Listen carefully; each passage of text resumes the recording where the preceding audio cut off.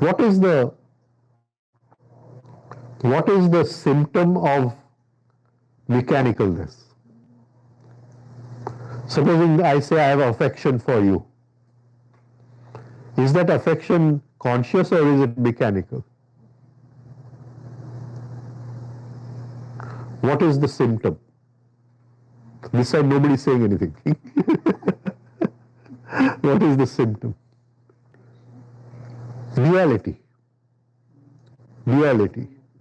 So I have a good feeling for you, but tomorrow she tells me that behind your back he was criticizing you.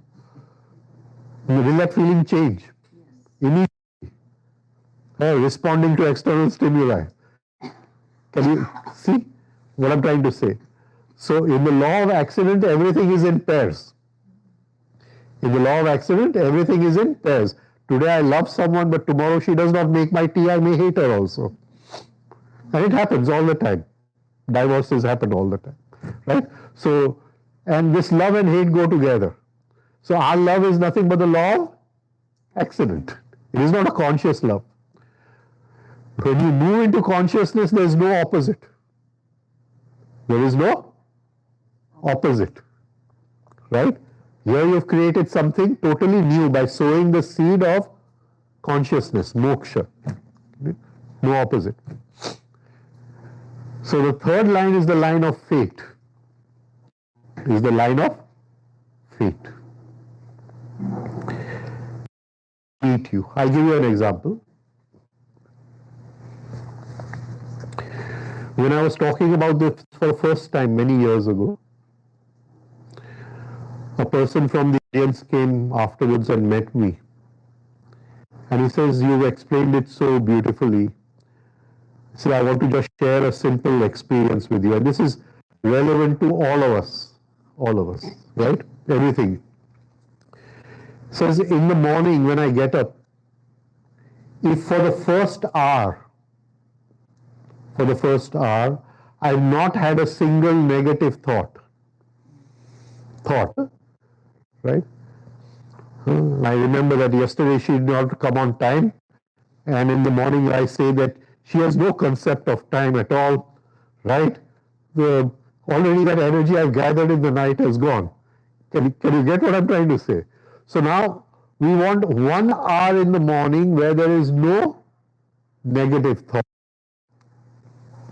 He says, I have seen that when I have a negative thought, then the events of the next few days are different.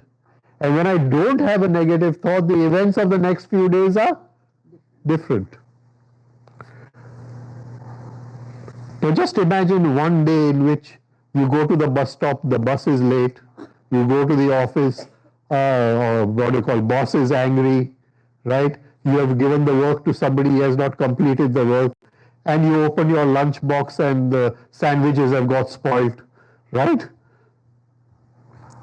Now, if you say that 1 hour, if I am without any negative thought, bus will be on time, boss will not be angry, sandwiches will not be. I'm just giving you an example. Don't take it too literally. What I'm trying to say is that if we can make this effort every morning, that after getting up, put a timer for 20 minutes, first 20 minutes, no negative thoughts, and then just check the events of the next few days. Right? This is the law of fate. This is the law of fate. Even before the event comes, I invite the event. Can you get what I'm saying? And try to do this. Try to increase that 20 minutes to 1 hour. It is more powerful than any meditation we can do. Just be observant inside, no negative thoughts, no complaining, no finding fault with somebody else, right? And try to hold that state for 1 hour. Don't say the government is bad, don't say the weather is bad, don't they say the news is all negative news, don't say my pant has no button, right? Just hold that state for 20 minutes and then observe the quality of events which come to meet you in the next few days. And try to increase that 20 minutes to 1 hour. It will that one meditation will transform everything. We will invite new events in life And this is, we are sowing a big seed over here to invite different events. It's called, we have changed our fate completely. We change our karma, we change our fate. One simple exercise can change everything. A time may come when we can see what events in life are coming to meet us. My guru used to talk to us, and he says, when I was 7 years old, I looked like this and my elder sister was changing her clothes. So I said, why is my elder sister changing her clothes in front of me? And then I saw that she was in the other room and I was looking through the wall.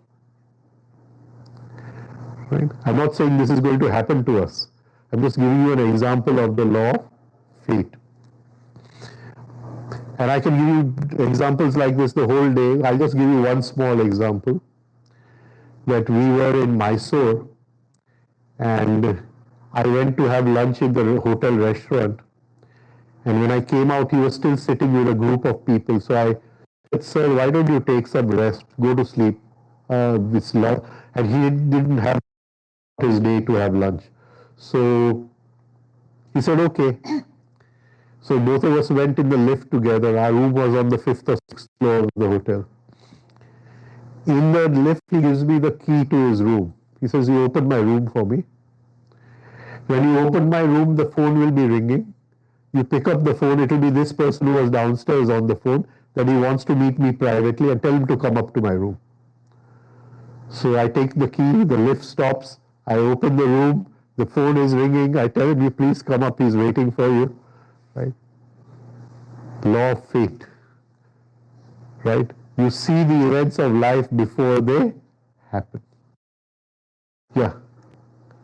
So, do you think that the events are already there? It's just that your reaction have changed because you learned that you consciously choosing your reaction to those events. So you learn, and the events are still happening, but you are reacting it differently. So you are happy, like the anger is not touching you. You will change the events. You will change the events. If you don't react to events, there's a very famous sentence of Dr. Maurice Nicoll. We cannot change the events of life. We can only change our reactions to the events of life. And when our reactions change, consciousness comes in, because to change the reaction, we have to bring in consciousness. And when the reaction changes, the future events, pain which is yet to come, can be avoided. Pain which is yet to come. But doesn't it take away spontaneity of life if you have a pause to react to anything? Are you doing anything naturally at all? I mean, if you keep pausing about everything, whether it's anger or something else, or other emotion, if you have to keep, it takes away the mechanicalness of life, and it brings spontaneity. It brings spontaneity. I'll tell you one simple thing, sir. One drop of consciousness. It penetrates time, past and future, because it's changed our karma. So it has penetrated the past and it penetrates the future. Let us take a simple example. Supposing you are in a big amount of debt. You owe people money. And next day in the morning, all the, lenders are going to come. What is your state? What is your state? Can you imagine your state? In what negative state you will be in? Worry, right? Everything. Now supposing somebody comes to you, says, don't worry, I'll take care of all your debts in the morning. You pay me when you want to. In that moment, will all the worry just vanish? Everything will vanish. You know what is consciousness? When you break that one anger and you're free of that one anger, and that one drop of consciousness you experience, 1,000 lifetimes of pain vanish in that. It's so powerful. It's so powerful. right? When life becomes moment to moment, because there is now no future to worry about, because you know in consciousness there is everything. And you live each moment with such totality and spontaneity. Okay. Right? So from that we progress to the third law. I hope in our lifetimes we go to the second law, the law of cause and effect. There's one more law, the law of destiny. I'll just talk about it. It's not for you and me, but we'll talk about it. In the law of destiny, you've come to such spontaneity that you're conscious about everything without wanting to invite anything. So I once asked my guru that, you know so much, then tell me the day, moment of your death, when you are going to go. So he's saying that I've kept a secret. I don't want to look at it myself also. When it comes, I'll be conscious. Right? But I don't want to look at it when it is coming. It has to come spontaneous. Right? So in our Shastra, we have one Shastra, it's called the Ramayana. And the Ramayana is that beautiful Shastra of spontaneity. Ram knew that Sita was going to be kidnapped by Ravan, but he wanted to pass through the pain and suffering, and that is why he allowed it to happen. So even beforehand, he knows everything, but he does not want to change anything. He just walks that path like an ordinary man, and that is why he is called as Maryada Purushottam. He just walks with the ordinary laws of life, accepting pain and pleasure as they come in each moment without the desire to change any moment. He could have changed anything if he wanted to, but he did not. And that is the final law of karma, where there is no old karma, there is no future karma, there is no karma in the present moment. We just live the whatever, whether this moment brings pain, whether this moment brings happiness, we live it with totality and total sensitivity and dissolve into it. This is the final law of karma. These are 4 different laws of karma. I think we've talked a lot of karma today. We digressed from our topic today. Tomorrow we go back to the 3 forces. Any other questions anyone has? I won't now go back to this. Right? We'll talk about the 3 forces tomorrow. Any questions anyone has? Yeah. Now we have 5-6 minutes left. So how do you make the transition from the law of action to law of conscious and Cause and effect. Cause and effect. So what's the process of transition? How do you? There must be a path, right? It doesn't happen automatically. It doesn't happen instantly. How do you? How do you get from point A to point B? How do you get from here to there?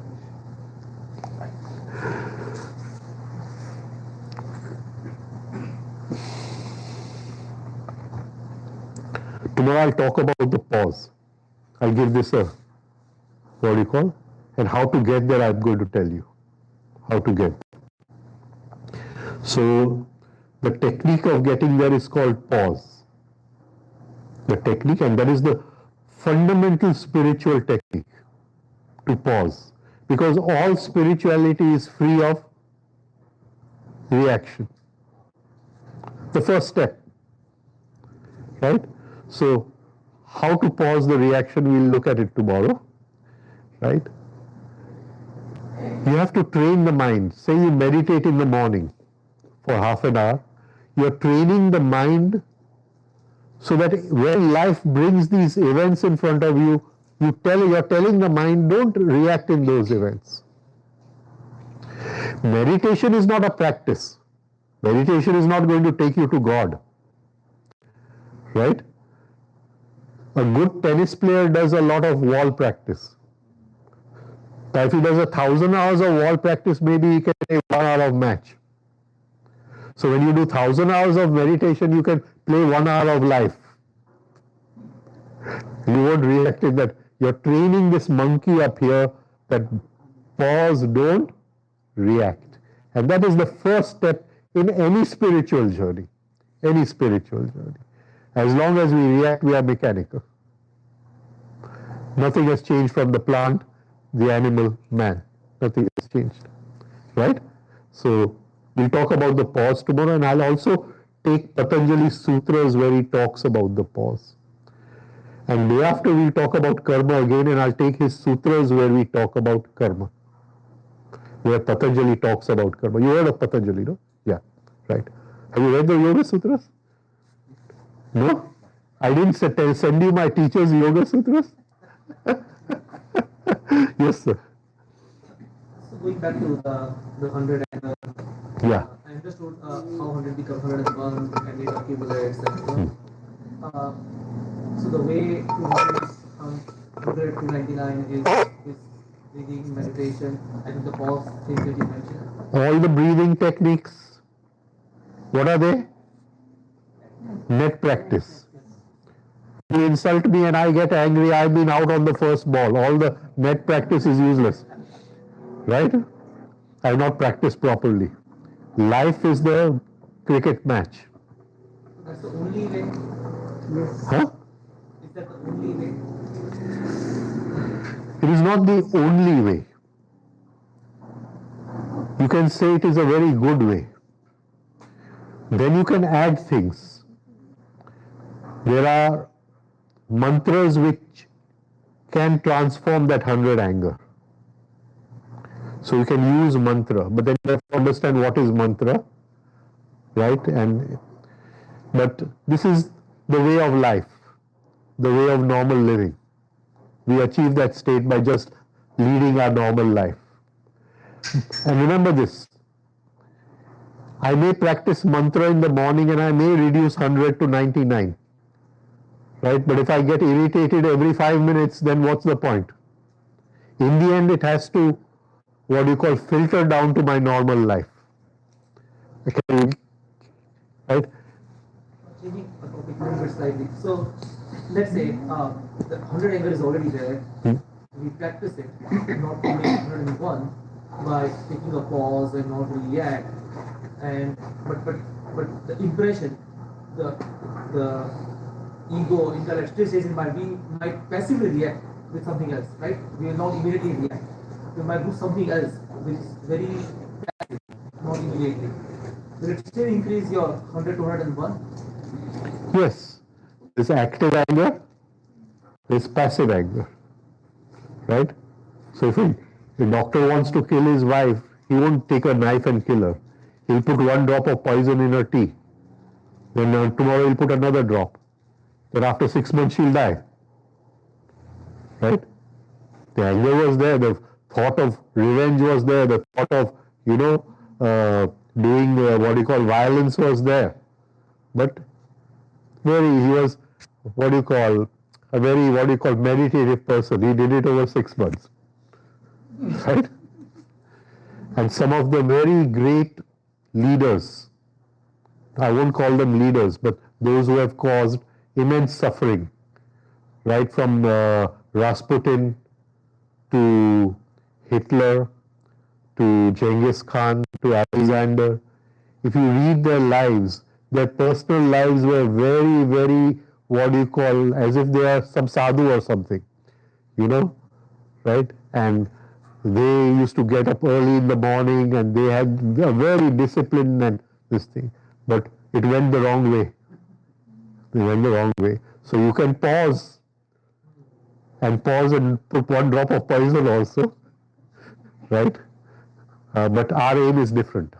Our aim is from this present pause to be free of karma. And once we are free of karma, the inner light, the veil, the parda on the inner light falls apart and we see the inner light. And that is our aim, right?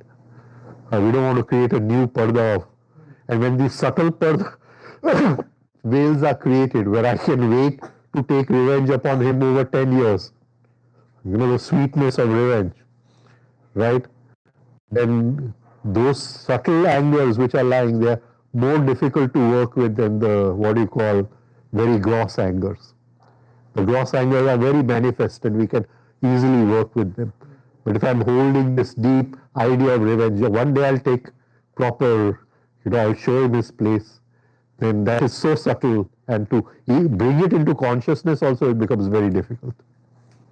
right? Because the pause is already there. The pause is already there, right? So we'll talk about that tomorrow. Right? Okay, thank you. Huh? Jai Shri Krishna. Good night.